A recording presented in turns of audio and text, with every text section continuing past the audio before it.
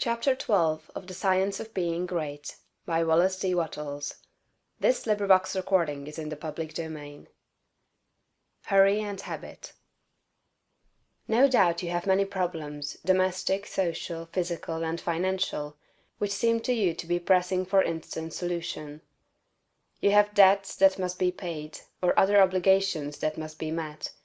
You are unhappily or inharmoniously placed, and feel that something must be done at once. Do not get into a hurry and act from superficial impulses. You can trust God for the solution of all your personal riddles. There is no hurry. There is only God, and all is well with the world. There is an invincible power in you, and the same power is in the things you want. It is bringing them to you, and bringing you to them. This is a thought that you must grasp, and hold continuously that the same intelligence that is in you is in the things you desire. They are impelled toward you as strongly and decidedly as your desire impels you toward them. The tendency, therefore, of a steadily held thought must be to bring the things you desire to you, and to group them around you. So long as you hold your thought and your faith right, all must go well. Nothing can be wrong but your own personal attitude, and that will not be wrong if you trust and are not afraid. Hurry is a manifestation of fear. He who fears not has plenty of time. If you act with perfect faith in your own perceptions of truth, you will never be too late or too early, and nothing will go wrong. If things appear to be going wrong, do not get disturbed in mind, it is only an appearance. Nothing can go wrong in this world but yourself, and you can go wrong only by getting into the wrong mental attitude. Whenever you find yourself getting excited, worried, or into the mental attitude of hurry, sit down and think it over, play a game of some kind, or take a vacation. Go on a trip, and all will be right when you return. So surely as you find yourself in the mental attitude of haste, just so surely may you know that you are out of the mental attitude of greatness.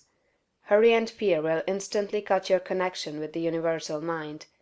You will get no power, no wisdom, and no information until you are calm. And to fall into the attitude of hurry will check the action of the principle of power within you. Fear turns strength to weakness. Remember that poise and power are inseparably associated. The calm and balanced mind is the strong and great mind, the hurried and the agitated mind is the weak one. Whenever you fall into the mental state of hurry, you may know that you have lost the right viewpoint.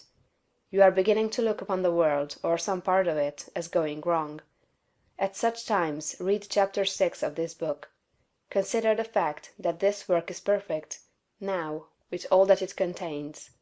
Nothing is going wrong, nothing can be wrong. Be poised, be calm, be cheerful. Have faith in God. Next, as to habit, it is probable that your greatest difficulty will be to overcome your old habitual ways of thought and to form new habits. The world is ruled by habit.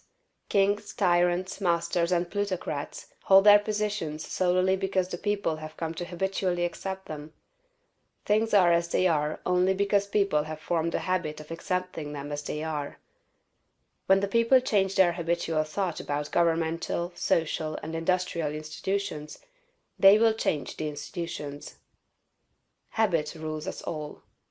You have formed, perhaps, the habit of thinking of yourself as a common person, as one of a limited ability, or as being more or less of a failure. Whatever you habitually think yourself to be, that you are. You must form now a greater and better habit. You must form a conception of yourself as a being of limitless power, and habitually think that you are that being.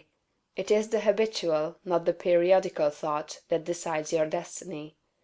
It will avail you nothing to sit apart for a few moments several times a day to affirm that you are great, if during all the balance of the day, while you are about your regular vocation, you think of yourself as not great.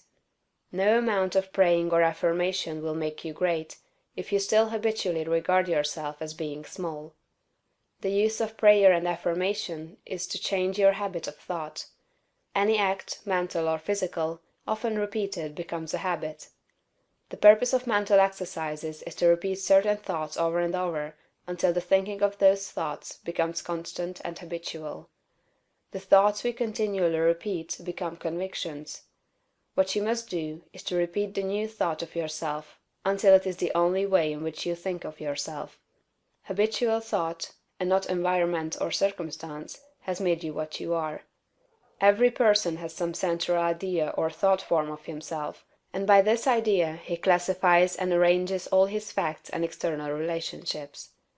You are classifying your facts either according to the idea that you are a great and strong personality, or according to the idea that you are limited, common, or weak. If the latter is the case, you must change your central idea. Get a new mental picture of yourself. Do not try to become great by repeating mere strings of words or superficial formulas, but repeat over and over the thought of your own power and ability until you classify external facts and decide your place everywhere by this idea. In another chapter will be found an illustrative mental exercise and further directions on this point. End of chapter 12.